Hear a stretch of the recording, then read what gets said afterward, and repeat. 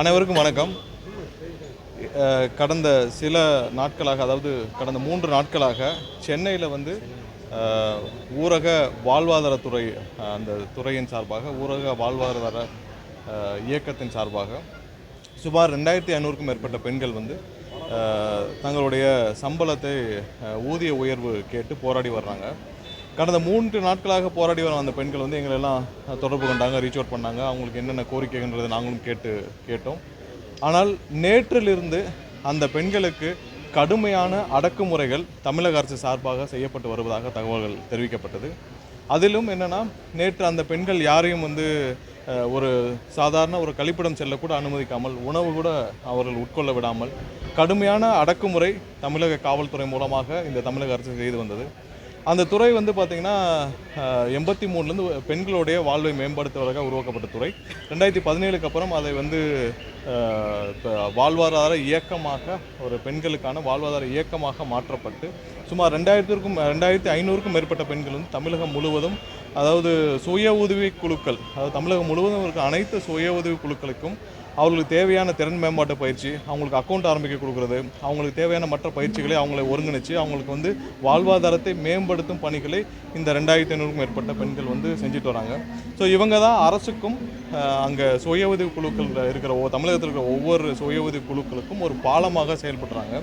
லட்சக்கணக்கான பெண்களின் வாழ்க்கையை மேம்படுத்திய இந்த சகோதரிகளுக்கு கடந்த 3 நாட்களாக மிகப்பெரிய அடக்குமுறைகள் செய்யப்பட்டு வருது. இதில் நேற்று ஒரு கொடுமையான சம்பவம் அங்கே நடந்திருக்குது. என்னென்னா, தமிழக காவல்துறையை சேர்ந்த நுங்கம்பாக்கம் அசிஸ்டன்ட் கமிஷனர் மூலமாக அவர் அவர்களை ரொம்ப கொச்சையாக, அவதூறாக, நீங்கள்லாம் இதுக்கு ஊர்மையை வந்தீங்களான்னு கேட்டிருக்கிறாரு. இன்னும் பல காவலர்கள் அவர்களை ரொம்ப அவதூறாக, கீழ்த்தரமாக, கேவலமாக பேசி அவர்களை விரட்டி அடிக்கும் நோக்கத்துடன் பண்ணியிருக்கிறாங்க. ஸோ இது வன்மையாக கண்டிக்கத்தக்கது. இதில் ஒரு விஷயம் என்ன இங்கே குறிப்பிடணும்னு நினைக்கிறோன்னா, அதாவது இந்த துறை யாரின் கீழ் வருகிறதுன்னு தான். இது இங்கே பிறப்பால் துணை முதல்வர் ஆனார் திரு உதயநிதி, அவருடைய சிறப்பு திட்ட அமலாக்கத்துறையின் கீழ் இந்த துறை செயல்படுகிறது. ஸோ இந்த துறையின் கீழ் செயல்படும் பெண்கள் கிட்டத்தட்ட 2500க்கும் மேற்பட்ட பெண்கள் நுங்கம்பாக்கத்தில் கடந்த 3 நாட்களாக கொடுமையான அடக்குமுறையின் கீழ் அவங்க போராடிட்டு வர்றாங்க, அவங்களுடைய வாழ்வாதாரத்திற்காக.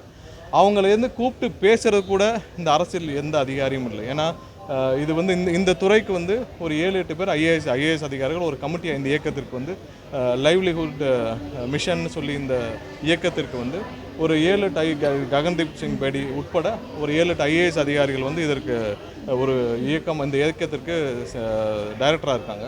ஸோ அவர்கள் யாருமே உங்களை கூப்பிட்டு என்னன்னு கூட கேட்கல இது வரைக்கும். திரு உதயநிதி அவர்கள் நீங்கள் பிறப்பால் துணை முதல்வர் ஆனீங்க, சரி, அதாவது உங்களுக்கு அரசு செலவில் உங்களுக்கு 5 ஸ்டார் ஹோட்டல் மாதிரி உங்களுக்கு ஒரு குறிஞ்சி இல்லம் கொடுக்கப்பட்டுள்ளது. அந்த இல்லத்தில் மக்கள் சந்திப்பு நடத்துறதுக்கு தான் இந்த மாதிரியான ஒரு உங்கள் துறையின் கீழ் இருக்கும் மக்களையும் அதிகாரிகளும் சந்திக்கிறதுக்கு தான் அந்த இல்லம் என்பதாவது உங்களுக்கு தெரியுமா? அது உங்களுக்கு கேளிக்கை விடுதியாக பயன்படுத்துவதற்காக அந்த இல்லம் தரப்படவில்லை. இன்னொரு விஷயம், நீங்கள் உங்களுக்கு ஒரு புல்தரை அங்கே அரசு செலவில் அமைக்கப்பட்டுள்ளது. கொஞ்சம் கூட வெக்கமே இல்லாமல் தினமும் உங்களுடைய நாயோட விளையாடி புல்தரையை அந்த புல்தரையில் விளையாடி புகைப்படம் போடும் உதயநிதி இந்த மாதிரியான பாதிக்கப்பட்ட மக்களை, உங்கள் துறையில் பாதிக்கப்பட்ட மக்களை 5 நிமிடம் கூட சந்திக்க உங்களுக்கு நேரம் இல்லையா? இது பொதுமக்கள் சார்பாக கண்டிப்பாக நாங்கள் வைக்கும் கேள்வி. என்னென்றால், அடுத்ததாக இந்த அதிகாரிகள், அதாவது உங்களுக்கு அழுத்தம் வரலாம், உங்களுக்கு அதிகமான அழுத்தம் வரலாம். ஒரு போராட்டத்தை மக்களுக்காக இவர்கள் பல பொய்யான வாக்குறுதிகள் கொடுத்து திமுக 4.5 வருஷமாக எல்லா தரப்பு மக்களையும் ஏமாற்றிட்டாங்க. ஸோ அவங்களுடைய வாழ்வாதாரத்தை கேட்டு மக்கள் போராடத்தான் செய்வாங்க.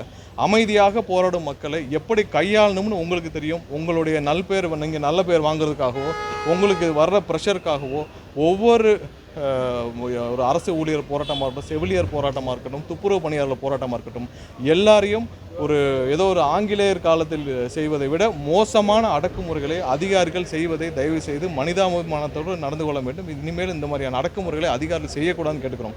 ஏன்னா இன்னும் 2 மாதம் தான் இருக்குது. இந்த அரசு இதோட கிளம்பிடும். உதயநிதியும் கிளம்பிடுவார், அவர் வளர்க்குற அந்த நாயையும் கூப்பிட்டுட்டு கிளம்பிடுவார் அந்த குறிஞ்சி இல்லத்தை விட்டு. அதிகாரிகள் தயவு செய்து, ஏன்னா நீங்கள் போகும் ஒவ்வொரு வாகனமும் இங்கே இருக்கிற கஷ்டப்பட்ட மக்களுடைய வரிப்பணத்தில் வந்த வாகனம், உங்களுக்கு இருக்கிற டிரைவருக்கு கொடுக்குற சம்பளமும் இங்கே இருக்கிற வரிப்பணத்தில், மக்கள் வரிப்பணத்தில் கொடுக்கப்பட்ட சம்பளம், உங்களுக்கு கொடுக்குற ஓஏலேருந்து எல்லாமே இங்கே இருக்கிற கஷ்டப்படுற மக்களுடைய வரிப்பணத்தில் வந்த சம்பளம். தயவு செய்து நீங்களாவது மனிதாபிமானத்தோடு நடந்து கொள்ள வேண்டும். இந்த தேர்தலில் கண்டிப்பாக ஆட்சி மாற்றம் வரும். குறைந்தபட்ச மனிதாபிமானத்தோடு இந்த அதிகாரிகள் செயல்பட வேண்டும். கடைசியாக இந்த தவறாக நேற்று அந்த பெண்களிடம் அங்கே இருந்த சகோதரிகளிடம் தவறாக பேசிய அதிகாரிகள் மீது உடனடியாக நடவடிக்கை எடுக்க வேண்டும். முதல்வரும் துணை முதல்வரும் இந்த செயலுக்காக கண்டிப்பாக வருத்தப்பட்டு அந்த பெண்களிடம் மன்னிப்பு கேட்க வேண்டும் என்பது எங்களுடைய கோரிக்கையாக இருக்கிறது.